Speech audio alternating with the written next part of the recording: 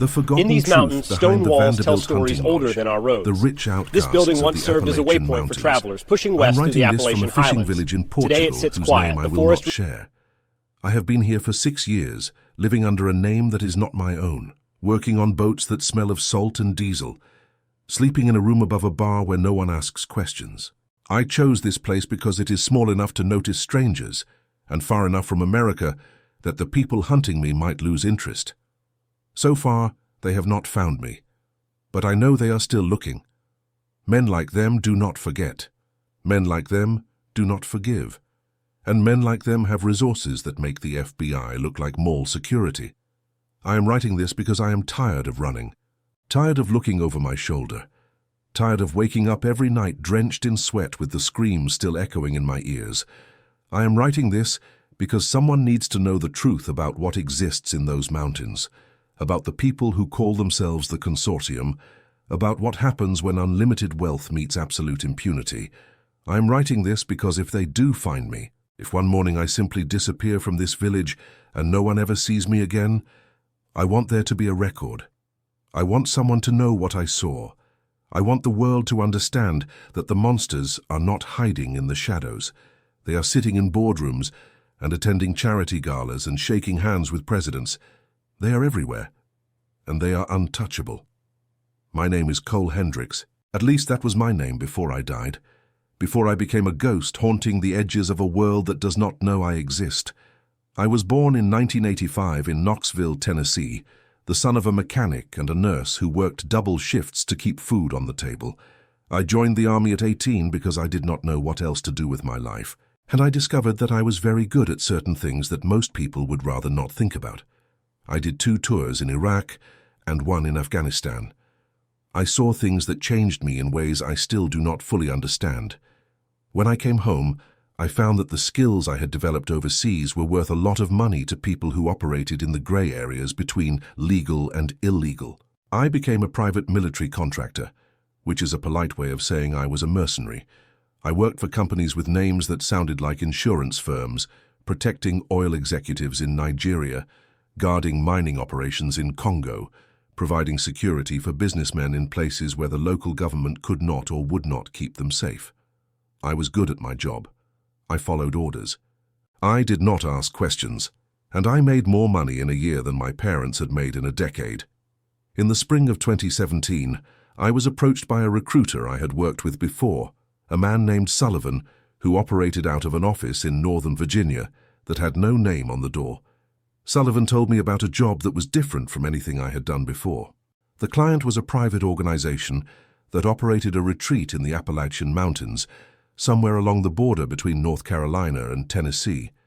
The retreat catered to extremely wealthy individuals who valued their privacy above all else. The security requirements were extensive. The property was over 10,000 acres of wilderness, accessible only by private road or helicopter, and the clients expected absolute discretion. No phones, no internet, no contact with the outside world. The pay was 3 times my usual rate, with bonuses for extended contracts. Sullivan told me that most of the men who took this job ended up staying for years because the money was too good to walk away from. He told me it was the easiest gig I would ever have, babysitting rich people in the woods. He was wrong about that. He was wrong about everything. I arrived at the property in June of that year, after signing more non-disclosure agreements than I had ever seen in my life. The legal documents alone took 3 days to process, and they included clauses that I had never encountered before. Agreements not to discuss anything I saw or heard for the rest of my life. Acknowledgements that any breach would result in consequences that went far beyond financial penalties, waivers of rights that I did not even know I had. I should have recognized the warning signs. I should have walked away when my lawyer told me that some of the clauses were legally unenforceable, but clearly designed to intimidate. Instead, I signed everything they put in front of me and boarded a helicopter that flew me deep into the mountains, over terrain so rugged that I understood immediately why this place had remained hidden for so long. When we landed, I got my first look at the Vanderbilt hunting lodge. The lodge had been built in 1889 by a junior member of the Vanderbilt family, a man named Cornelius Vanderbilt III, who had been exiled from the family's inner circle after a scandal that the history books had conveniently forgotten. He had used his remaining fortune to purchase a vast tract of wilderness and construct a retreat that rivaled any of the family's more famous properties. The main building was a 3-story structure of stone and timber, with wings extending in multiple directions and a central great hall that could have hosted a medieval feast. Surrounding it were guest cottages, staff quarters, stables, and various outbuildings that had been added over the decades.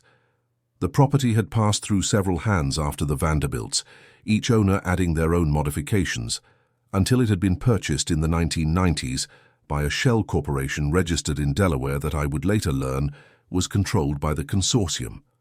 By the time I arrived, the lodge had been transformed into something that existed nowhere on any map, a place that officially did not exist, a sanctuary for people who had the money to buy their way out of the world. The first thing I noticed was the other security personnel.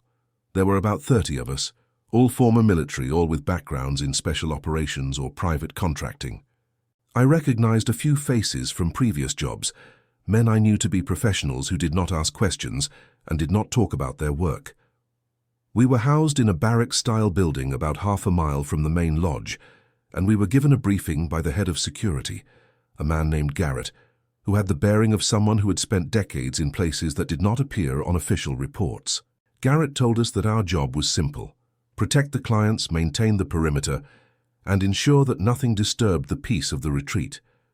He told us that the clients were extremely private individuals who had come here to escape the pressures of their public lives.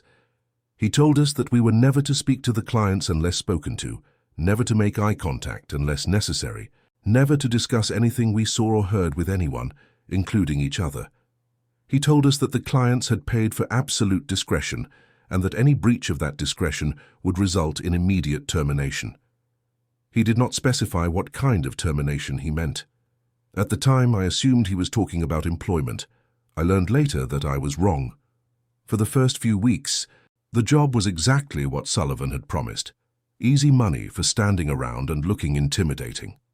The clients arrived in helicopters or in convoys of vehicles with blacked-out windows, and they spent their days hunting, fishing, hiking, or simply enjoying the isolation of the property. They were wealthy beyond anything I had ever encountered. I recognized faces from financial news programs, from political coverage, from the society pages of magazines I had never read. There were hedge fund managers and tech entrepreneurs, politicians and diplomats, celebrities and heirs to fortunes that had been accumulating for generations. They treated us like furniture, barely acknowledging our existence, and we were happy to fade into the background and collect our paychecks. I told myself that I had found the perfect job, that I could spend a few years here and retire with enough money to disappear anywhere I wanted. I did not understand yet what I had walked into. I did not understand that the hunting lodge was just the visible surface of something much larger and much darker. The first sign that something was wrong came about a month into my contract, when I was assigned to patrol the eastern perimeter of the property. This was the most remote section, miles from the main lodge, and I had been told that it was off-limits to clients due to unsafe terrain. But as I made my way along the fence line, I came across something that did not match the briefing I had received. It was a building, a low concrete structure set into the side of a hill, with a heavy steel door and no windows. There were fresh tire tracks leading to the door, and when I got close I could hear the hum of generators running somewhere inside. I reported the structure to Garrett when I returned, and the look he gave me made my blood run cold. He told me that the building was a storage facility, that it was none of my concern, and that I was never to approach it again. He told me to forget I had seen it, and then he reassigned me to interior duty, where I would spend the next several weeks stationed inside the main lodge itself. Interior duty was where I began to understand the true nature of the retreat. The main lodge was divided into 2 sections: the public areas, where clients socialized and entertained themselves, and the private areas, which were accessible only to certain clients and certain staff. I was assigned to the public areas at first, standing post in the Great Hall during dinner parties, patrolling the corridors during the night shift, ensuring that nothing disturbed the elaborate performances of wealth and sophistication that the clients put on for each other. But I was observant by training and by temperament, and I began to notice things that did not fit the narrative of a simple retreat for the wealthy. I noticed that some of the staff were not treated like staff at all. They moved through the lodge with their heads down, their eyes empty, their movements mechanical in a way that suggested conditioning rather than professionalism. I noticed that certain doors were always locked, and that the clients who disappeared behind those doors often did not emerge for hours or even days. I noticed that some of the guests who arrived by helicopter were not wealthy at all, based on their clothes and their bearing, and that those guests were always escorted to a separate wing of the building from which I never saw them leave. I noticed one night when I was patrolling a corridor I had been told was unoccupied, the sound of someone screaming behind a locked door. I should have left then. I should have walked away from the money and the contract and the non-disclosure agreements and gotten as far from that place as possible. But I had spent too many years in environments where strange things happened behind closed doors, and I had learned to compartmentalize, to do my job without thinking too hard about the larger context. I told myself that whatever was happening in the private areas was not my concern, that I was just security, that it was not my place to ask questions. I told myself the lies that mercenaries tell themselves to sleep at night, the same lies I had been telling myself for years.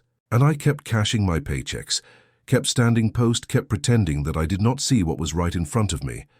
It was not until August of that year that I was forced to confront the reality of what the consortium had built in those mountains. The confrontation came when Garrett called me into his office and told me that I had been selected for a special assignment. He said that the consortium had been watching me, that they were impressed by my professionalism and my discretion, and that they wanted to offer me an opportunity to advance within the organization. He said that the pay would be significantly higher, that I would have access to privileges that regular security staff could only dream of, and that I would become part of the inner circle that served the consortium's most valuable clients. All I had to do was prove my loyalty by participating in an event that was being held that weekend, an event that Garrett referred to only as the Hunt. I did not understand what he meant until I was taken to a briefing room in the basement of the lodge, a room I had not known existed, and shown a presentation that explained exactly what the consortium offered its most exclusive clients. The Hunt was exactly what it sounded like, an opportunity for wealthy individuals to hunt human beings through the forests of the property, to experience the ultimate thrill of pursuing the most dangerous prey on Earth. The targets were people who had been acquired through various channels, undocumented immigrants who had been promised jobs in America, addicts who had been lured with promises of treatment, homeless people who had been picked up from cities across the country. They were brought to the property, released into the wilderness, and given a head start before the clients came after them with weapons that ranged from rifles to crossbows to, in some cases, nothing but knives. The clients paid millions of dollars for the privilege, and the consortium guaranteed absolute discretion. No bodies were ever found. No missing persons reports were ever connected to the property. The people who died in those forests simply ceased to exist, erased from a world that had already forgotten them. I sat in that briefing room and listened to Garrett explain the rules of the hunt, as if he were describing a golf tournament. He told me about the different packages that clients could purchase, ranging from basic hunts with a single target to elaborate scenarios involving multiple targets and themed environments. He told me about the safety protocols that ensured the clients were never in any real danger, about the tracking devices that were implanted in the targets to prevent them from actually escaping, about the cleanup crews that disposed of the remains in ways that left no trace.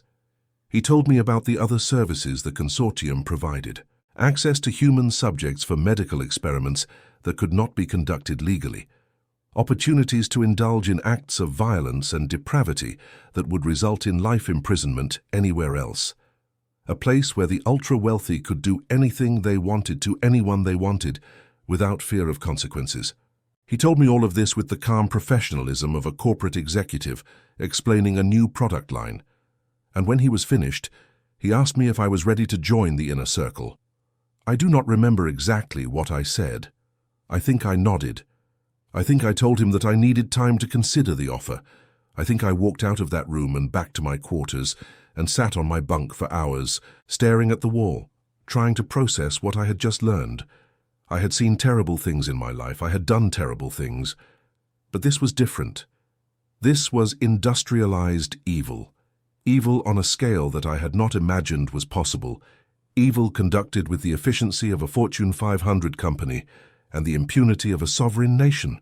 These were not warlords in failed states or drug cartels in lawless territories. These were the pillars of Western civilization, the people whose names were on buildings and whose faces were on magazine covers, the people who shaped the world through their investments and their influence. And they were hunting human beings for sport. The hunt took place that weekend. I was not a participant. I was assigned to perimeter security, tasked with ensuring that none of the targets escaped the boundaries of the property. I spent 2 days in the forest, listening to the sounds of helicopters and vehicles and occasionally gunshots in the distance. I saw one of the targets once, a young man who could not have been more than 20, running through the underbrush with a look of pure terror on his face. He saw me too, and for a moment our eyes met, and I saw in his expression a desperate hope that I might help him. I did not help him. I stood there and watched as he ran past, and a few minutes later I heard more gunshots and then silence. I do not know his name. I do not know where he came from or how he ended up in that forest, but I remember his face. I will remember his face until the day I die. After the hunt ended, I knew that I could not stay. I also knew that I could not simply leave. The non-disclosure agreements I had signed were not just legal documents. They were backed by an organization that had already demonstrated its willingness to kill anyone who posed a threat to its operations. If I walked away, if I showed any sign that I might talk, I would become a target myself. I needed to find a way out that did not involve disappearing into one of those forests. I needed to be smart. I needed to be patient. And I needed to gather as much evidence as I could in case I ever got the opportunity to expose what the consortium was doing. Over the following months, I played the role of the loyal employee while secretly documenting everything I could. I memorized the faces of the clients who participated in the hunts, cross-referencing them with public figures I recognized from the news. I noted the dates and times of arrivals and departures, the registration numbers of helicopters, the license plates of vehicles. I mapped the property as completely as I could, identifying the locations of buildings that did not appear on any official plans. I learned the names of the other security personnel who had been brought into the inner circle, and I observed the routes that were used to transport the targets from the concrete building I had discovered on the perimeter to the main lodge, and eventually into the forests. I could not record any of this electronically. All devices were confiscated upon arrival, and the property was swept regularly for unauthorized equipment. But I have an excellent memory, trained by years of operating in environments where writing things down could get you killed. I remembered everything, and I waited for my chance. My chance came in February of the following year, during a winter storm that knocked out power to most of the property and created chaos among the staff.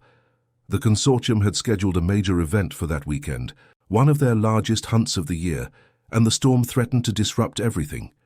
Clients were stranded at the lodge, unable to leave by helicopter. Staff were scrambling to restore power and maintain security. And in the confusion, I saw an opportunity. I had spent months studying the routines, identifying the weak points, planning my escape. The storm provided the cover I needed. I slipped away from my post, made my way to one of the vehicle depots, and stole a truck that had been equipped for travel in severe weather. I drove through the storm for 6 hours, following roads that I had memorized from maps I had studied in secret, until I reached a town that was far enough from the property that I felt safe stopping. I abandoned the truck, hitchhiked to another town, and began the long process of disappearing. The next several weeks were the most frightening of my life. I knew that the consortium would be looking for me, and I knew that their resources were virtually unlimited. I moved constantly, never staying in one place for more than a few days, paying for everything in cash, avoiding any contact with people from my previous life. I considered going to the authorities, but I did not know who I could trust. The consortium had connections everywhere. During my time at the lodge, I had seen law enforcement officials, intelligence officers, and government regulators among the clients. I had seen the list of politicians who received donations from the shell corporations that funded the operation. I had heard conversations about investigations that had been buried, witnesses who had been discredited, reporters who had been silenced.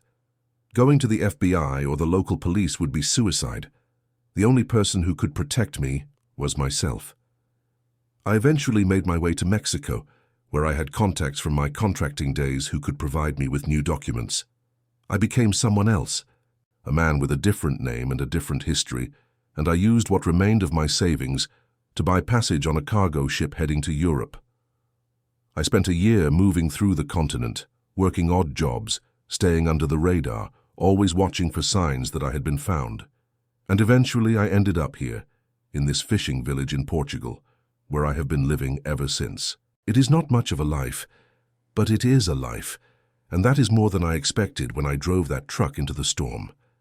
I have spent the past 6 years trying to decide what to do with the information I gathered. Part of me wanted to forget everything, to bury the memories so deep that they would never surface again, to accept that some evils are too powerful to fight, and that the best I could hope for was my own survival. But another part of me could not let go, could not accept that the people I had seen hunting human beings like animals would never face any consequences for what they had done. That part of me kept the memories sharp, kept the details fresh, kept the faces of the targets burned into my consciousness as a constant reminder of what I had witnessed and what I had failed to prevent. I tried, a few years ago, to reach out to journalists who specialized in investigating the wealthy and powerful. I contacted them anonymously, providing enough information to establish my credibility without revealing my identity. But every time I got close to sharing what I knew, something happened. A journalist I had been communicating with suddenly stopped responding to my messages and later appeared in a news story about an accidental death. An investigative reporter who had shown interest in my story published a retraction of previous work and announced he was leaving journalism. A documentary filmmaker who had expressed willingness to pursue the story was arrested on charges that seemed to appear out of nowhere and resulted in a prison sentence that effectively silenced him. I do not know for certain that the consortium was responsible for all of these events, but I know enough about how they operate to recognize their methods. They do not make people disappear. That attracts too much attention. They destroy people's lives in ways that seem unconnected, ways that leave no fingerprints, ways that serve as warnings to anyone else who might be tempted to listen. So I am writing this myself, in the hope that it will reach someone who cannot be silenced, someone who has the resources and the courage to pursue the truth, someone who will not be intimidated by the power and wealth of the people involved. I am writing this knowing that it may accomplish nothing, that it may be dismissed as the ravings of a disturbed man, that the consortium may continue their operations for decades to come without ever being held accountable. But I am also writing this because I cannot remain silent any longer, because the weight of what I know has become unbearable, because I owe it to the people who died in those forests to at least try to tell their story. Let me be specific about what I witnessed and what I learned during my time at the Vanderbilt hunting lodge. The consortium is not a formal organization with a charter and bylaws. It is a network, a loose association of extremely wealthy individuals who share certain interests and who have agreed to cooperate in pursuing those interests. The network has existed in some form for over a century, originating among the American robber barons of the Gilded Age, who discovered that their wealth made them effectively immune to the laws that governed ordinary people. Over the generations, the network has expanded to include members from around the world: European aristocrats, Russian oligarchs, Middle Eastern royalty, Asian industrialists. They are united not by ideology, but by a simple recognition that their wealth places them above the constraints that apply to the rest of humanity. The Vanderbilt Hunting Lodge is just one of several properties operated by the consortium for the benefit of its members. During my time there, I heard references to similar facilities in other locations: a ranch in Montana, an island in the Caribbean, an estate in Eastern Europe, a compound somewhere in Southeast Asia. Each facility offers different services, catering to different tastes, but all of them share the same fundamental purpose: providing an environment where the ultra-wealthy can indulge in activities that would be impossible anywhere else. The hunts are the most dramatic of these activities, but they are far from the only ones. The consortium also facilitates access to human subjects for medical experiments that pharmaceutical companies cannot conduct legally. ranging from drug trials that bypass safety protocols to more exotic procedures that I do not have the medical knowledge to describe. They provide environments for the sexual exploitation of trafficked individuals, including children. They offer opportunities for members to experience violence in controlled settings, from simple assault to torture to murder. Everything is available if you have enough money. Everything can be arranged, everything can be hidden. The targets for the hunts are acquired through a network of recruiters who operate in cities across America and around the world. They focus on populations that are unlikely to be missed: undocumented immigrants, homeless individuals, runaways, addicts, people who have fallen through the cracks of society and have no one to notice when they disappear. The recruiters use various methods to lure their victims: promises of jobs, offers of housing, invitations to rehabilitation programs. Once the victims are in custody, they are transported to the property through a logistics chain that rivals any legitimate shipping operation. I saw documents during my time at the lodge that suggested thousands of people had been processed through the consortium's facilities over the decades.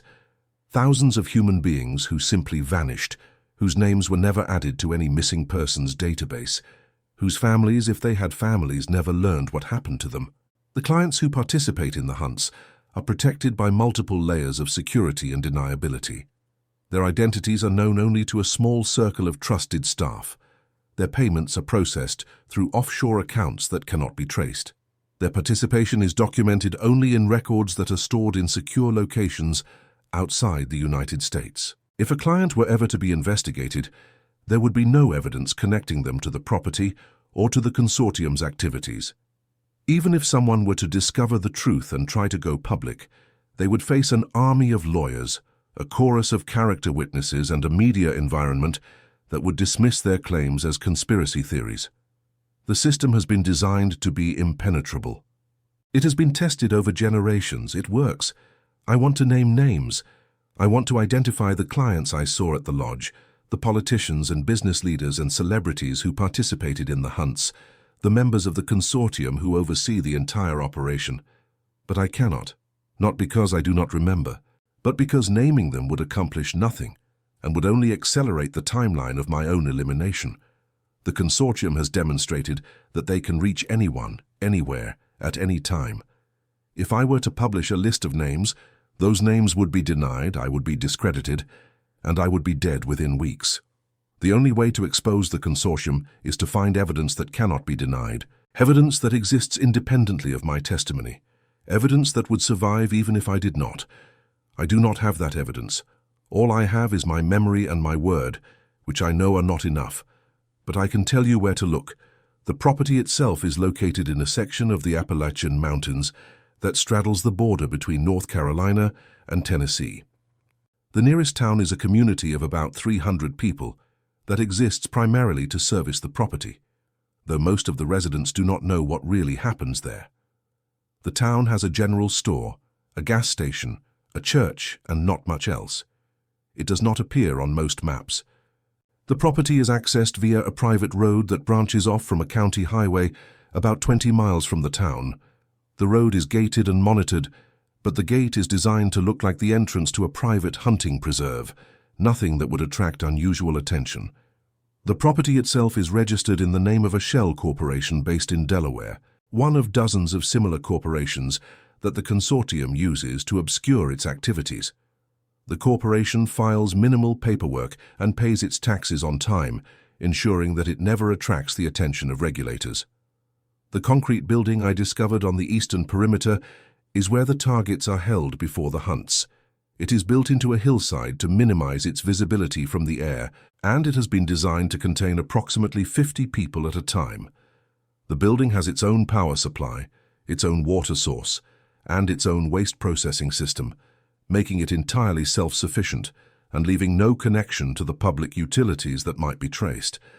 The interior is divided into cells, a medical facility where targets are processed and fitted with tracking devices, and an administrative area where records are maintained. These records, if they could be obtained, would provide irrefutable evidence of the consortium's activities: names, dates, photographs, medical data, everything that would be needed to identify the victims and connect them to the clients who killed them. The main lodge contains additional evidence in its private areas. There is a room on the third floor that serves as a trophy room for clients who wish to commemorate their kills. Photographs, preserved specimens, personal effects taken from victims. There is a vault in the basement that contains financial records, client lists, and communications that detail the consortium's operations. There is a server room that stores digital evidence of activities that have been recorded for the entertainment of clients who could not attend in person or who wish to relive their experiences later. All of this evidence exists. All of it is protected by security systems that would take a military operation to penetrate, but it exists. I am also aware of at least 3 former staff members who left the consortium under circumstances similar to mine and who may still be alive somewhere in the world. One was a woman named Elena who worked in the medical facility and who disappeared about 6 months before I escaped. Another was a man named Jackson who had been part of the cleanup crews and who reportedly fled after a psychological breakdown. The third was a pilot named Davies who flew helicopters for the consortium and who stopped showing up for work one day without explanation. I do not know where any of these people are now, but if they are still alive, they would have information that could corroborate my account and potentially provide additional evidence. Finding them would be difficult, but not impossible. The consortium's reach is vast, but it is not infinite. I want to address the question that anyone reading this must be asking: why should you believe me? I am a self-admitted mercenary, a man who took money to protect people he knew were engaged in illegal activities, a man who witnessed atrocities and did nothing to stop them. I have every reason to lie, to exaggerate, to construct a narrative that makes me seem more sympathetic than I deserve. I have no evidence beyond my own testimony, no documents, no photographs, no recordings. I am asking you to take the word of a man who has spent his career operating in moral grey areas, who has done things that would disgust most decent people, who is almost certainly suffering from psychological trauma that could affect his perception of events. I do not have a good answer to this question. I cannot prove that I am telling the truth. I can only offer my account as honestly as I am able and let you decide for yourself whether it is credible. I can tell you that I have nothing to gain from fabricating this story. I am not seeking money or fame or revenge. I am not trying to sell a book or pitch a movie. I'm trying to unburden myself of a weight that has been crushing me for 6 years, and I'm trying to give you information that might somehow lead to the exposure of an evil that I was unable to fight on my own. That is all I can offer. It will have to be enough. There is one more thing I need to tell you, something that I have been reluctant to include, because it is the detail that makes this story most difficult to believe. But it is also the detail that explains why the consortium has been able to operate with such impunity for so long, and why exposing them will require resources and courage that go far beyond what any ordinary investigator possesses. During my last weeks at the lodge, I was present for a conversation that I was not supposed to hear. 2 members of the consortium's leadership were discussing the upcoming year's operations, and they mentioned something that made me understand the true scope of what I had stumbled into. They said that the consortium had arrangements with certain government agencies, not just in the United States but in multiple countries. They said that these arrangements ensured that investigations would be diverted, witnesses would be discredited, and evidence would disappear. They mentioned specific names that I recognized from news coverage of intelligence operations and national security policy. They spoke of these arrangements casually, the way businessmen might discuss a contract with a supplier, as if buying the protection of sovereign governments was simply another cost of doing business. I do not know the full extent of these arrangements. I do not know how many governments are involved or how deep the corruption goes. But I know that the consortium has survived for over a century because it has made itself useful to people in power, because it has created a system of mutual benefit that ensures its protection. The same governments that are supposed to investigate crimes like these are complicit in covering them up. The same agencies that are supposed to protect the vulnerable are helping to supply the vulnerable to their killers. This is not a conspiracy theory. This is the reality of how power operates at the highest levels. And it is the reason why I have been unable to find anyone who can help me bring the consortium down. I am not naive. I understand that this account will probably accomplish nothing. It will be read by a few people, dismissed by most, and forgotten within weeks. The consortium will continue its operations, the clients will continue their hunts, the victims will continue to disappear. Nothing I do can change that. The system is too powerful, too entrenched, too protected by the very institutions that are supposed to fight against it. I have accepted this. I have made my peace with the fact that my testimony will not be enough to bring justice to the people who deserve it. But I have not given up hope entirely. History teaches us that even the most powerful systems can be brought down, that truth has a way of emerging even from the deepest darkness, that evil contains within itself the seeds of its own destruction. The consortium has enemies, people who have been hurt by its members, people who have glimpsed its operations and survived, people who have the resources and the motivation to pursue the truth. Somewhere out there, someone is gathering evidence. Somewhere, someone is building a case. Somewhere, someone is waiting for the right moment to strike. I may not live to see that moment, but I believe it will come. I want to end this account with a message for the people who are still trapped in the consortium's system, the staff who have been drawn into the inner circle, the targets who are waiting in that concrete building for the next hunt. To the staff, I know that you feel like you have no choice, that you are in too deep to get out, that your only option is to keep your head down and collect your paycheck. I felt the same way, but there is always a choice, there is always a way out. The consortium is powerful, but it is not all powerful. If you can gather evidence, if you can document what you see, if you can find a way to escape and survive, you can make a difference. You can be the one who brings the whole thing down. The risk is enormous, but so is the reward. The chance to reclaim your humanity, to stop being complicit in evil, to become something other than a cog in a machine of death. To the targets, I know that you have probably given up hope. I know that you have been stripped of everything that makes you human, that you have been told you are worthless, that you believe no one cares whether you live or die. But you matter. Your lives have value. Your suffering is not invisible. Someone knows what is happening to you, and someone is trying to stop it. I could not save you when I was there. I could not risk my own survival to fight for yours. That failure will haunt me for the rest of my life. But I am trying now, in the only way I can, to tell your story, to make sure that the world knows you existed, to ensure that your deaths are not entirely meaningless. Hold on if you can. Fight if you can. And know that you are not forgotten. I am running out of things to say.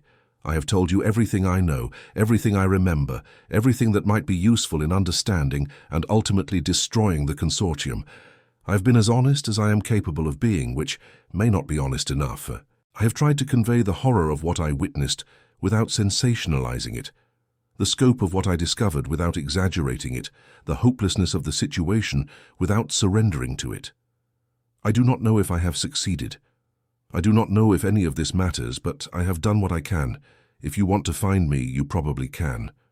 The consortium has not found me yet, but that does not mean I am unfindable. I have left traces despite my best efforts. I have made mistakes. I am not as careful as I should be, because part of me is tired of hiding, tired of running, tired of being afraid. If you are a journalist or an investigator who wants to follow up on this account, I may be willing to speak with you, depending on how you approach me and what assurances you can offer. If you are a member of the consortium or one of your agents, you will do what you do, and I will not be able to stop you. I have made my peace with that possibility. Whatever happens next, I have said what I needed to say. My name was Cole Hendricks. I was a soldier, a mercenary, a witness to evil, a coward who ran when he should have fought. I am not a good man, I am not a hero, I am just someone who saw something that should not exist and could not keep silent about it any longer. The Vanderbilt hunting lodge is real, the consortium is real, the hunts are real. And somewhere in those mountains right now someone is being hunted. Find them, stop them, do what I could not. This is my confession, this is my testimony. This is all I have left to give, the rest is up to you. I have written this document over the course of several weeks, adding details as they come back to me, revising passages that seemed unclear, trying to make the narrative as coherent and compelling as possible. During this time, I have had moments of doubt, moments when I wondered whether I was doing the right thing, moments when I considered deleting everything, and returning to my quiet life in this fishing village. But each time I wavered, I thought about the young man I saw running through the forest, the one whose eyes met mine in that moment of desperate hope. I thought about all the others like him, the ones I never saw, the ones whose names I never knew, the ones who died in those woods without anyone to witness their final moments. And I kept writing. The document you are reading is not a polished piece of journalism. It is not a carefully constructed legal brief. It is the raw testimony of a traumatized man who is trying to make sense of experiences that defy comprehension.